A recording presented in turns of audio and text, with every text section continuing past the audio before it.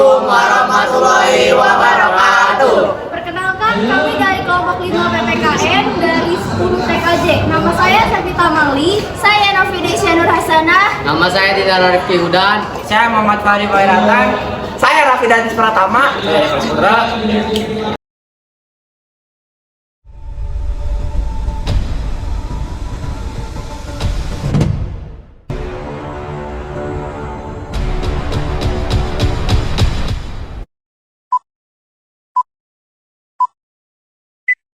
Warahmatullahi wabarakatuh.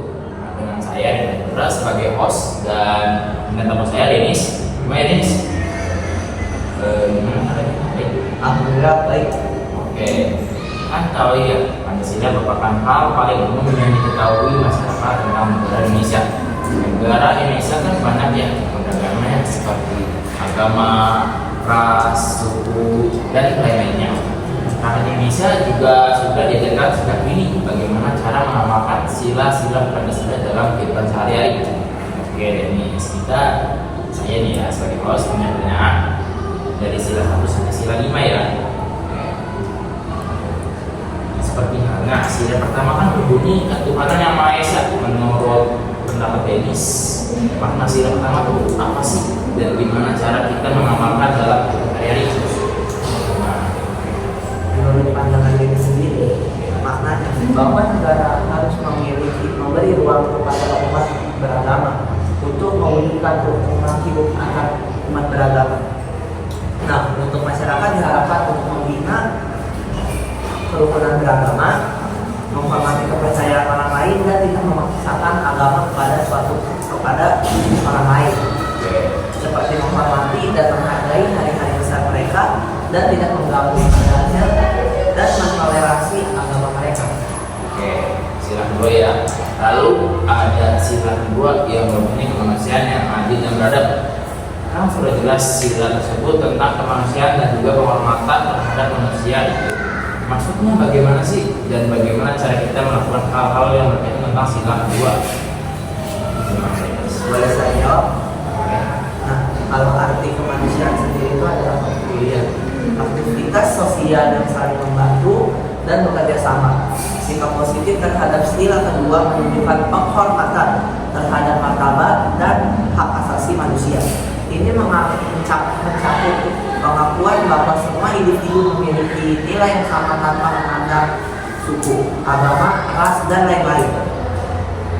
Kita dapat melakukan hal tersebut dengan cara mengembangkan sikap penyayang rasa, tidak semena-mena kepada orang lain, dan suka menolong kepada orang lain.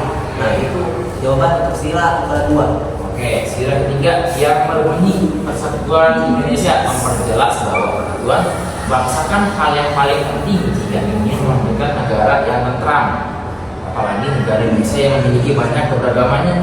Nah, menurut sikap apa sih yang tepat untuk menyatukan Indonesia di tengah keberagaman ini yang sesuai dengan sila ketiga ini, guys? Gimana? Kalau menurut saya, Ya. sikap menghargai dan mengenali keberagaman budaya Indonesia sebagai kekayaan bersama, tanpa merasa lebih baik atau lebih rendah dari budaya orang lain. Lalu cinta tanah air dan banyak produk dari Indonesia yang unik dan memiliki ciri khas tersendiri. Nah, dengan selera dan sikap menghargai orang lain itu akan menjadi lebih bersatu padu dan mewujudkan kesatuan. Oke, lanjut. Musyawarah merupakan hal yang paling penting atau sering dilakukan warga Indonesia jika ingin membuat keputusan yang merupakan contoh sila keempat. Akan tapi masih banyak warga Indonesia yang susah untuk menerima pendapat orang lain. Gimana sih pendapatmu tentang hal tersebut, Denis? Dan bagaimana cara bermusyawarah yang baik dan benar? Gimana, Denis? Musyawarah merupakan salah satu perwujudan dari sila keempat yang berbunyi kerakyatan yang dipimpin oleh hikmat, kebijaksanaan dalam permusyawaratan perwakilan. Banyak orang yang masih tidak bisa menerima keputusan dengan lapang dada. Kenapa pentingnya untuk mengembangkan sikap musyawarah dalam sila keempat adalah menghargai dan toleransi, terutama jika kita sedang musyawarah. Sila keempat mengajarkan kita untuk senantiasa menerima kenyataan dan menghargai orang lain. Adab orang bermusyawarah adalah tidak memotong orang berbicara pada saat bermusyawarah dan membuat keputusan dengan mufakat. Ini jadi sekarang capek nih. Ini dulu nih. Ya. Boleh. Boleh tak? Boleh dilanjutkan? Oke. Sila kelima yang berbunyi keadilan bagi surga di Indonesia. Keadilan sosial bagi surga di Indonesia yang menandakan bahwa rakyat Indonesia diharapkan mampu untuk bersikap adil terhadap sesama.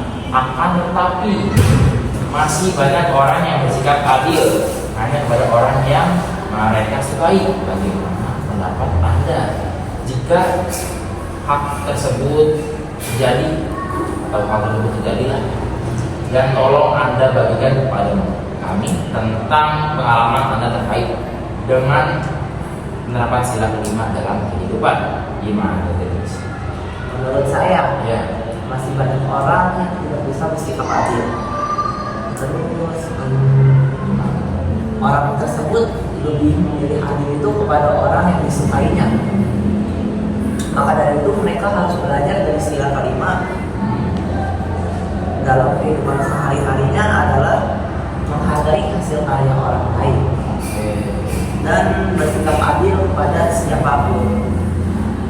Terus yang terakhir, lebih menghormati orang lain tanpa memandang latar belakang mereka.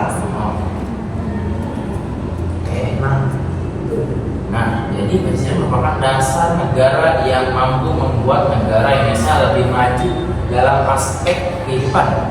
Dengan segala perbedaan yang ada, Pancasila dapat menjadi pedoman untuk bangsa dan juga negara. Dengan kita mengamalkan sila Pancasila dalam kehidupan sehari-hari, maka kita juga akan mendapat lingkungan yang sehat dan nyaman bagi kita sendiri. Ini gitu ya. Mengamalkan nilai-nilai Pancasila dapat membantu negara mencapai dibuat oleh rakyat Indonesia untuk Indonesia.